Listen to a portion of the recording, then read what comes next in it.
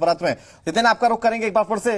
Doctor Anshuman हमारे साथ जुड़े हुए हैं। डॉक्टर अंशुमन, लेकिन अगर ब्रिटेन की बात की जाए तो वहां पर ब्रिटेन ने जब कोविड के काबू में होने को लेकर जो बयान दिया था वो दिया था कि हमने लॉकडाउन किया जिसके चलते हम पूरी तरह से कोविड पर काबू पा सके, केसेस को कम कर सके। देश में पहले भी हमने देखा कि जब लॉकडाउन लगा तब जाकर केसेस कम हुए। तो क्या ये एक टेस्टेड फॉर्मूला है कोविड से लड़ने का? क्या मेडिकल टर्मिनोलॉजी में इलाज पर ज्यादा भरोसा ना करते हुए लॉकडाउन पर ज्यादा भरोसा किया जाए आज? जी, बहुत अच्छा सवाल पूछा है। लॉकडाउन एक एडमिनिस्ट्रेटिव और पॉलिटिकल सॉल्यूशन है कोरोना मैनेजमेंट का। बहुत clear language, administrative and political solution है, मेडिकल सॉल्यूशन नहीं है कोरोना मैनेजमेंट का। पिछले साल मार्च में जब लॉकडाउन लगा था उस समय ये नोवल कोरोना वायरस था, इसके बारे में हमें ज्यादा जानकारी नहीं थी और तैयारी नहीं थी, मतलब स्वास्थ्य सेवाएं इतनी तैयार नहीं थी। तो आपने लॉकडाउन कर लिया, नंबर ऑफ केसेस कम थे, 500 केसेस थे, तो आप कंटेन कर सकते थे, टेस्टिंग बढ़ा सकते थे। लॉकडाउन के 3 पर्पस होते हैं, मेन उद्देश्य जरा ध्यान से समझ लीजिएगा। पहला, मिटिगेशन, अल्पीकरण, संक्रमण की रफ्तार जिस तेज से चल रही है उसको कम कर लें, स्लो कर लें। दूसरा, प्रिपेयर्डनेस, तैयारी करना, अस्पताल, ऑक्सीजन, बेड्स, इन सब की सुविधाएं उपलब्ध कराना। Third, testing. पिछले साल टेस्टिंग की किट हमारे पास कम उपलब्ध थी, इस साल टेस्टिंग की किट बहुत उपलब्ध है, जितनी टेस्टिंग चाहे करें। मिटिगेशन, अल्पीकरण अब संभव नहीं है।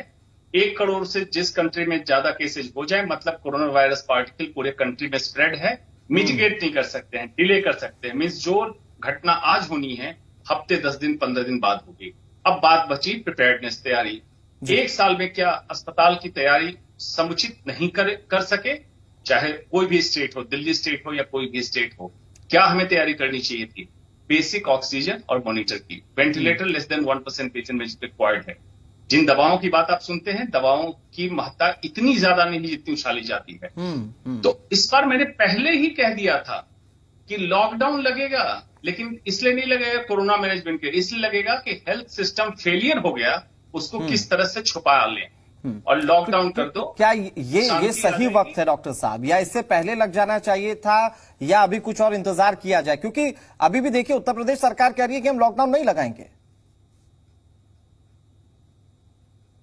जी, आपकी आवाज कट गई थी डॉक्टर साहब। देखिए बहुत सीधा सा सवाल है, क्या ये सही वक्त है या लॉकडाउन पहले ही लग जाना चाहिए था, या कुछ और इंतजार की गुंजाइश अभी बचती है? क्योंकि अभी उत्तर प्रदेश सरकार कह रही है कि हम लॉकडाउन लगाने के विचार में नहीं है।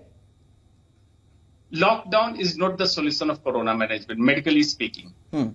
एडमिनिस्ट्रेटिव सॉल्यूशन है जिसमें आप चीजों को झांप सकते हैं, ढांक सकते हैं, छुपा सकते हैं, पैच वर्क कर सकते हैं। कारण ये है कि आपके पास अगर मुहैया है, जैसे आज 15 लाख केसेज इंडिया में हो रहे हैं, 70% होम आइसोलेशन में है, और उसके बाद देखेंगे रिमेनिंग केसेज 4 से 5 लाख मैक्सिमम है, उसमें से 2.5 लाख को ऑक्सीजन की जरूरत है। पूरे हिंदुस्तान में क्या 2.5 लाख बेड नहीं हम अरेंज कर सकते थे? 1 लाख हमने क्या तैयारी की? मैं अपनी उम्मीद बताता हूं, पिछले साल इस पेंडेमिक के बाद हमारी उम्मीद ये थी कि हेल्थ एक प्रायोरिटी बन जाएगी गवर्नमेंट की, और हेल्थ पे काफी हद तक जीडीपी का लेकिन डॉक्टर साहब वैसा हुआ नहीं। आज भी हमारे जो मरीज हैं वो ऑक्सीजन की कमी से मर रहे हैं। शहडोल जैसा शहर मध्य प्रदेश में, जहां पर ऑक्सीजन की कमी से एक ही बार में 12 मौतें हो गई। तो ये तो हेल्थ इंफ्रास्ट्रक्चर की पूरी तस्वीर है। डॉक्टर स्वाति, लेकिन जो तेजी से मामले बढ़े हैं, क्योंकि कहां 1 लाख मामले सामने आते थे, चंद दिनों में वो 2 लाख तक पहुंच गए, यानी कि चेन बहुत लंबी है, ये तो हम साफ तौर पर समझ सकते हैं। वो चेन अगर ब्रेक करना हो तो क्या रियायतों की कोई गुंजाइश रह जाती है? क्योंकि अभी भी देखें तो महाराष्ट्र में ब्रेक द चेन मुहिम की शुरुआत की गई, लेकिन कई सारी ऐसी चीजें जिसे खोल दिया गया। दिल्ली में भी लॉकडाउन का ऐलान किया गया, लेकिन बहुत सारी सुविधाएं जो है वो लोगों को मिल जाएंगी। तो क्या इन रियायतों की गुंजाइश अभी रह जाती है? देखिए, जैसे अभी डॉक्टर अंशुमान ने भी बताया, एक बहुत जरूरी बात समझने की ये है कि जो अब लॉकडाउन है ये कहीं ना कहीं स्पीड ब्रेकर का काम जरूर करता है। ये कोरोना को पूरी तरह से नहीं रोक सकता, लेकिन स्पीड ब्रेकर जरूर है। अब आप देखिए कि संक्रमण जिस तेजी से अब बढ़ रहा है, कुछ तो लोगों का कम से कम एक दूसरे से मिलना जुलना कम होगा, कहीं ना कहीं हम चेन ऑफ ट्रांसमिशन को तोड़ने का थोड़ा प्रयास कर सकते हैं। लेकिन ये एक छोटी बात है। ज्यादा बड़ी बात जो इस वक्त लॉकडाउन से दिखाई देती है वो ये है कि हमारे हेल्थ केयर सिस्टम्स के पास ना डॉक्टर्स हैं ना नर्सेज हैं, जो हैं वो भी थक रहे हैं, फटीग आ रहे हैं उन लोगों में, क्योंकि वो 24 घंटे मरीज देख रहे हैं, काम कर रहे हैं वहां पर। और जिस तरह से अब आप देख रहे हैं कि एक के ऊपर एक जब लोग हेल्थ केयर सिस्टम पे पहुंच रहे हैं, वहां ट्रीटमेंट लेने के लिए पहुंच रहे हैं और उन्हें नहीं मिल रहा है, तो हम बहुत सारे ऐसे लोगों की मृत्यु देख रहे हैं जिनको कि बचाया जा सकता था, लेकिन हम इसलिए नहीं बचा पा रहे क्योंकि आज हमारे पास बेड्स नहीं है, आज हमारे पास डॉक्टर्स की कमी है, आज हमारे पास दवाइयां नहीं है और ऑक्सीजन नहीं है। और देखिए, plan B, plan A, plan C सब तैयार होना चाहिए था। आपने दिल्ली में ही खासतौर से अगर देखें तो 3 वेव्स आ चुकी है और अब हम 4थी वेव की तरफ पहुंचे, तो बहुत सारा एक्सपीरियंस, बहुत सारा पिछली वेव से जो है हम लोगों ने सीखा है और उसको लेकिन हम लोगों ने बिल्डअप नहीं किया, उसके ऊपर हमने आगे काम नहीं किया कि अगर आज ये संख्या 1 लाख है और कल 2 लाख हो जाए तो क्या होगा। कहीं ना कहीं ओवर कॉन्फिडेंस आ गया बहुत ज्यादा लोगों में भी और सरकारों में भी। सबने ये सोच लिया कि हम लोग इम्यून है, भारत इम्यून है कोरोना से, भारत में लोगों की इम्यूनिटी बहुत अच्छी है, यहाँ कोरोना नहीं फैलेगा। और पिछले साल जब 1 लाख की पीक हम छूते छूते रह गए तो सबको यही लगा कि भारत में यही लिमिट है, यही तक कोरोना फैलेगा, इससे ज्यादा कोरोना नहीं है और इतना हम मैनेज कर लेंगे। लेकिन किसी ने नहीं ये सोचा कि कोरोना अगर इस विकराल रूप में सामने आ गया, जिसमें कि अब आया है, जब अब 3 लाख केस के पास पहुंच रहे हैं, जो कि पिछले साल सोचते तो शायद रूह घबरा जाती सबकी, अब हम लोग उसमें भी बैठे हुए हैं। और आप देखिए कि पिछले 15 दिनों में जिस तेजी से ग्राफ बढ़ा है, सरकारों ने कदम जो उठाए हैं वो बहुत लेट उठाए, बहुत जल्दी उठाने की जरूरत थी जो कदम थे। मैं यहीं से बात को आगे बढ़ाते हुए डॉक्टर अंजुमन आपके पास आता हूं, क्योंकि जो बातें डॉक्टर स्वाति ने कही वही बात आपकी भी थी कि ये ब्रेकर का काम कर सकता है लॉकडाउन। लेकिन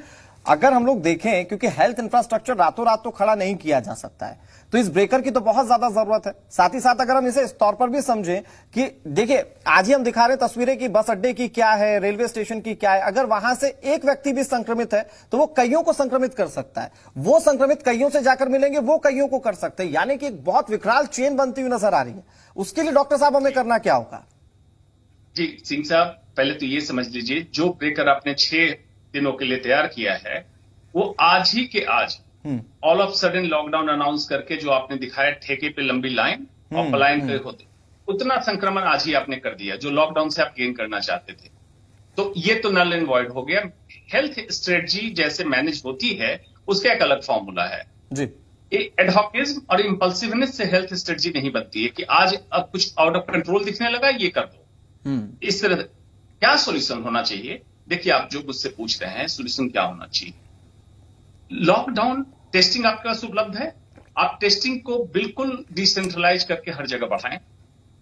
जो मेजर सेंटर को जो बंद करके, बड़े बड़े LNJP, एम्स, RML जैसे सेंटर को बंद करके, या प्राइवेट हॉस्पिटल बैकअप पिछली बार भी दिया था, पिछले साल भी, इस साल भी दे रहा है। तैयारी करने में कितना समय लगता है हुजूर? आपको मॉनिटर, ऑक्सीजन बेड, और आप कैलकुलेट कीजिए ना हेल्थ स्ट्रेटजी के नाते कितना समय लगता है। हमें तो उम्मीद थी कि पिछले साल हम लोग हिंदुस्तानी सीख लेंगे कि हेल्थ कितना प्रायोरिटी है और हमारे सारे हॉस्पिटल से मतलब पब्लिक हॉस्पिटल, सरकारी अस्पताल वेल इक्विप्ड हो जाएंगे। आज हालत ये होगी कि हम ऑक्सीजन के लिए तरस रहे हैं, जो कि ऑक्सीजन सप्लाई का एक सप्लाई चेन मैनेजमेंट एक तरीका होता है, बिल्कुल, जिससे आपको पता होता है कि ऑक्सीजन कब डेफिशिएंट होने वाली है, 48 घंटे पहले से आपको रिफिल वहां से करना है। और उन चीजों पे आज बात कर रहे हैं। और अब किस गुलामी की बात करते हैं आप? This is purely ad hoc management of medical corona management. This is not a medical management. Absolutely speaking, this is not a medical management. हमारी सोच बदलनी पड़ेगी और जनता को मांगना पड़ेगा, हेल्थ एक प्रायोरिटी है, आपको इस पे काम करके देना पड़ेगा। जब आप सख्त होंगे तो काम होगा। इस तरह की बातें तो होती रही हैं और जाहिर तौर पर जो बात आपने कही या डॉक्टर स्वाति ने जो बात कही, ये बहुत टू द पॉइंट बातें, वाजिब बातें, इस पर ध्यान देना होगा क्योंकि ये सिस्टम का फेलियर है। वो सिस्टम जिसके हाथ में एडमिनिस्ट्रेटिव मजबूती थी, वो चाहते तो वक्त पर कर पाते, लेकिन 1 साल के वक्त मिलने के बावजूद, क्योंकि कोरोना कम भी हुआ, लेकिन तब ये लगा कि कोरोना चला गया और सबने सब कुछ छोड़ दिया। हमने जो पहले अस्पताल बनते हुए देखे तो वो वहीं का वहीं रुक गए और आज फिर से उन्हें दुरुस्त करने की कोशिश की जा रही है और ऐसे में समझा जा सकता है कि कहां गलती हो गई है। आप दोनों का बहुत शुक्रिया, डॉक्टर अंशुमन और डॉक्टर स्वाति, हमारे साथ जुड़ने के लिए और पूरी बातचीत करने के लिए। लेकिन जाहिर तौर पर विकल्प एक ही नजर आता है, जिस विकल्प पर पहले भी रिजल्ट देखने को मिला है। देखने वाली बात यह कि सरकारें या पूरा सिस्टम कब तक इसके लिए तैयार होता है और कब तक इस तरह के फैसले लिए जाते हैं लोगों की जान बचाने के लिए। और अगर इस तरह के फैसले लिए जाते हैं, जो तस्वीर आज दिल्ली में देखी, उस तरह की तस्वीरें पैदा मत कीजिए। शराब इस वक्त जरूरी नहीं है, जरूरी उन लोगों से पूछिए जो दवा के लिए दर दर भटक रहे और उन्हें वो दवा नहीं मिल पाए। फिलहाल के लिए इस बुलेटिन में केवल इतना ही। रुक रहे हैं छोटे से ब्रेक के लिए। ब्रेक के उस पार भी हिंदुस्तान पर खबर जारी है।